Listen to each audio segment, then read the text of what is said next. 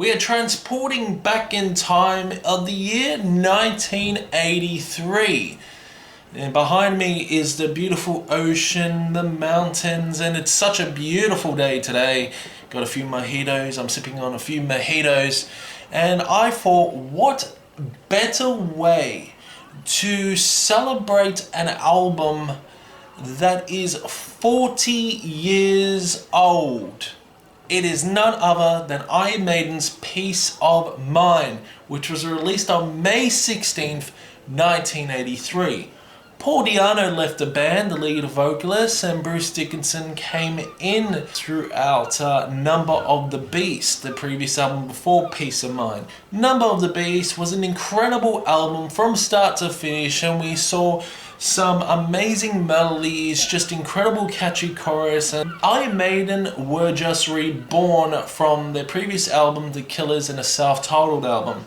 Iron Maiden decided to produce their fourth studio album in 1983. Bruce Dickinson on vocals, Nico McBrain, then we also had Adrian Smith on guitars, Steve Harris, the legendary Steve Harris, who is the founder of Iron Maiden, on bass, and Dave Murray, who was also on lead guitar as well, along with rhythm. Actually, I think Adrian Smith is lead and Dave Murray is rhythm guitar. So Peace of Mind is one of my favourite albums of all time, and I'll tell you why. The melodies on this are absolutely amazing. Bruce Dickinson's vocals are so rich in tone, and the overall songwriting is just terrific. The production on this is fine, it's clear, it's crisp, and it's great production for 1983. And not to mention the album cover. The album cover is absolutely amazing, with Eddie tied into a solitary confinement with chains around his neck. What more could you want? I mean, this album cover made me want to listen to Iron Maiden Peace of Mind.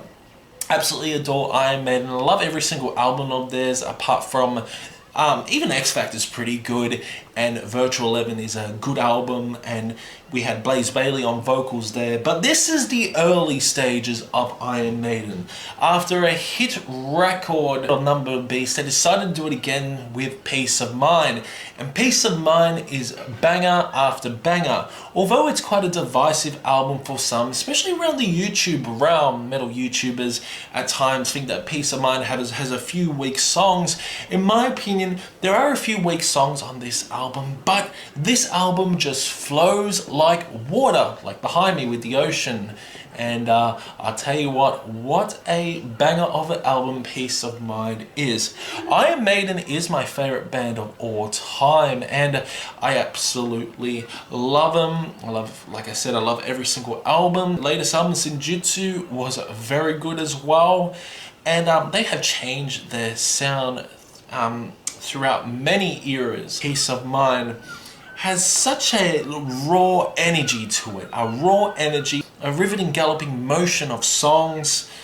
88% Metal Archives gives it, and I'll tell you what, I'm going to give it more than 88%.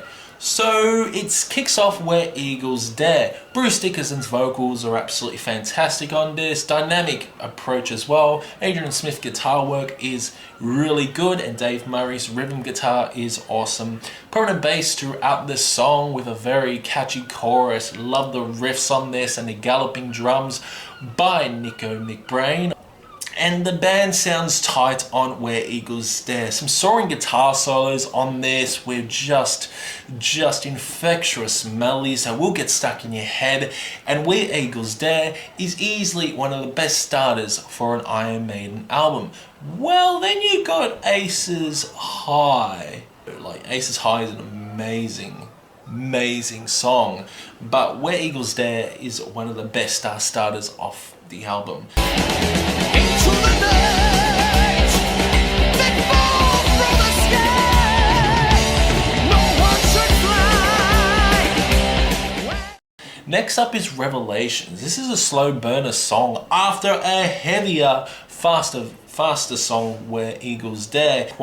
Got a little bit of a doomy edge to it, really slow guitar riffs, along with Bruce Dickinson's vocals, so damn soaring and high and dynamic in range. Some great solos on Revelation, and it's just a an amazing song from start to finish. It runs about 7 minutes, this song. There's just so much happening that we'll be all day talking about Revelations. But Revelations is one of my favorite songs off the album. The lights of the blind, you'll see the venom tears my space. The eyes of the night. Next up is probably my favorite song off the album is Flight of Icarus. Flight of Icarus is an incredible song from start to finish. Adrian Smith really shines on this song along with Dave Murray, and the prominent bass throughout this song is great. You know it's Steve Harris with his bass work on Flight of Icarus. And how good is that chorus? Fly on your way like an eagle, fly as high as the sun. Oh, I love that chorus. Bruce Dickinson does justice, and it is just a brilliant song. Also, the drumming by Nico is incredible. Do love the drum fills mixed with the infectious solos you get through Flight of Icarus. But I tell you what a banger Flight of Icarus is. Fly on your way like an eagle, fly as high as the sun. Next up is The Trooper.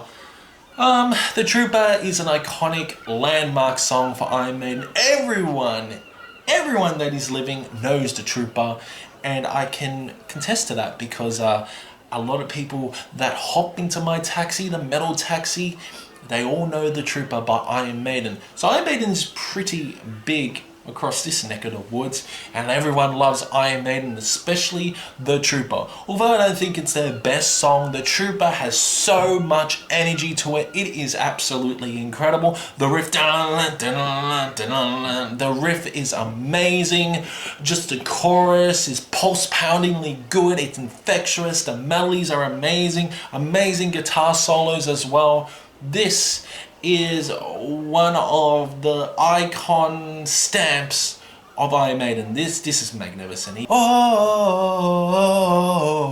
the chants on this, so damn good.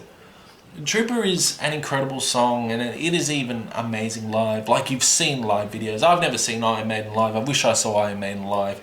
You know, I've got a funny story to tell you. I was supposed to see Iron Maiden in 2020, but unfortunately COVID hit. Supposed to see Iron Maiden in 2020 in Melbourne, and then I was supposed to see Iron Maiden in 2020 in Download, but unfortunately those events got cancelled. So I've never ever actually got to see Iron Maiden, which I'm absolutely devastated, and hopefully I will see Iron Maiden in the near future. Love The Trooper. It is so damn energetic and such a finely calibrated song.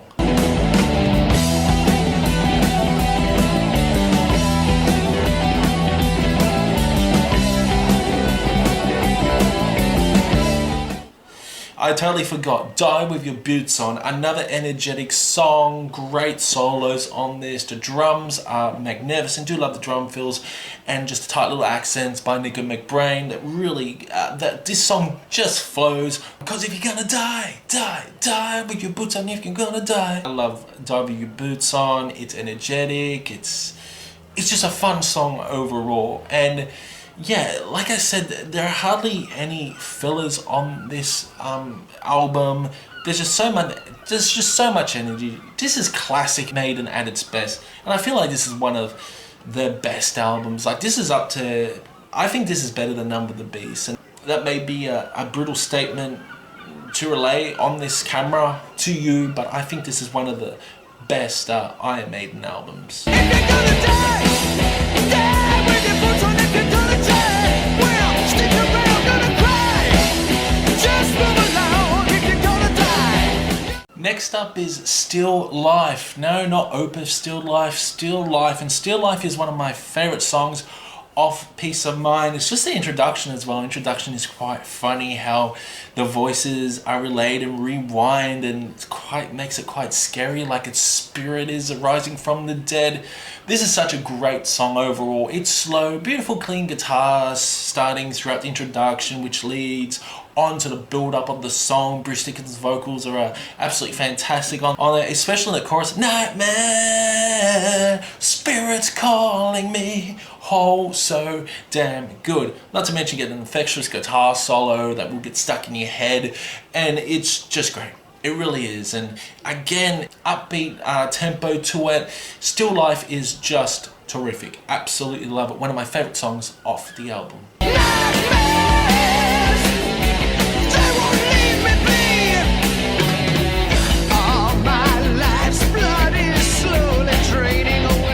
A lot of people don't really like this song. It's called Quest for Fire. Quest for Fire is a good song overall in my opinion, and it has a very catchy chorus. It's sing-alongable, and it's just terrific. But I just feel that songwriting is slightly weak on Quest for Fire. This is like the ganglang of Number of Beast, Quest for Fire. Quest for Fire is a good song overall, but it may need a little bit more polishing. I do enjoy Quest for Fire, and at first I didn't like it, but as I listened to this album over and over again, I thought this was a very good song. Definitely one of the weakest songs off the album, Peace of Mind. Drawn by Quest for Fire, they search through all the land. It's fine, it's alright, it's a good song, but it's definitely not the best. It's like the first half of Peace of Mind is just like 10 out of 10, and the second half of Peace of Mind is more like a 70%, you could say.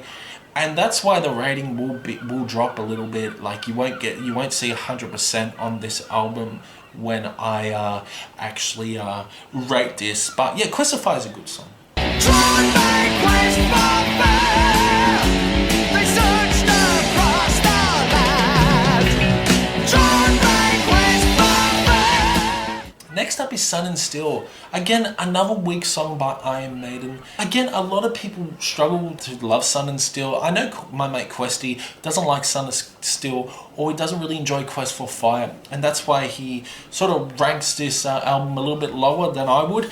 But yeah, I do enjoy this song, especially that chorus. Sunlight falling on your steel, death in life is your ideal. So it's got a catchy chorus, it's melodic, great guitar rhythms on this. The riffs are quite infectious. I think this is one of Iron Maiden's underrated songs in my opinion. It's fun, it's just such a fun song. Sunlight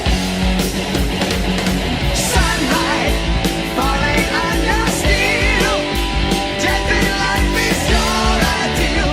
Life is like. Next up is the final song, which is To Tame a Land, and this song is one of the epics for Iron Maiden. Although it runs about 7 minutes, and we've had many songs by Iron Maiden after this over 10 to even 12 minutes. Even Empire of the Clouds, which is close to 18 minutes, that song's amazing as well.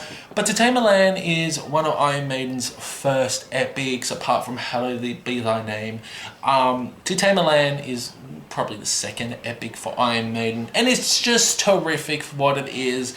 The guitar work is fantastic. Bruce Dickinson's vocals are dynamic in range. There's a few progressive flavors on this. This is when they start to move towards the progressive side of Iron Maiden, and it's just terrific. Some odd time signatures, and Nico's drumming is absolutely fantastic, and that riff, so damn good. But yeah, To Tame a Land is a great way to end off the album.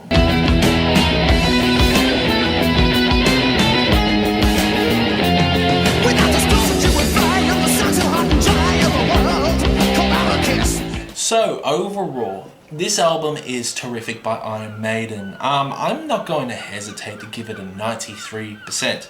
There are two songs that are one of the, Quest for Fire is one of the weakest songs, and I do really enjoy Sun and Steel, but I feel like Revelations, Flight of Icarus, Still Life, and The Trooper, W Boots On, and even Where Eagles Days, in my opinion, it's probably one of the most strongest starts to an Iron Maiden album.